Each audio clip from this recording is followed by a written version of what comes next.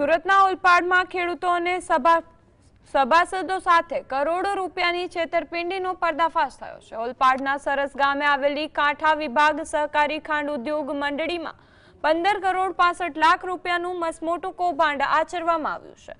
સૌથી ચોંકાવનારી વાત એ છે કે મંડળીના જ પૂર્વ એમડી, ગોડાઉન કીપર અને એક બેંક મેનેજરે ભેગા મળીને આ કાવતરું ઘડ્યું હતું। જો કે ઓલપાડ પોલીસે ગણતરીના કલાકોમાં જ ત્રણેય આરોપીને ઝડપી પાડ્યા છે।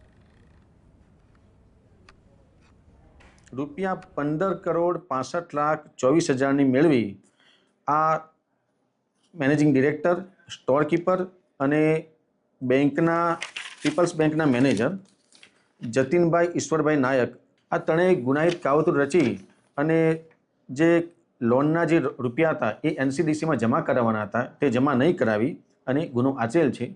ઓલપાડ પોલીસે તપાસ હાથ ધરી તાત્કાલિક આરોપીઓની ધરપકડ કરેલ છે।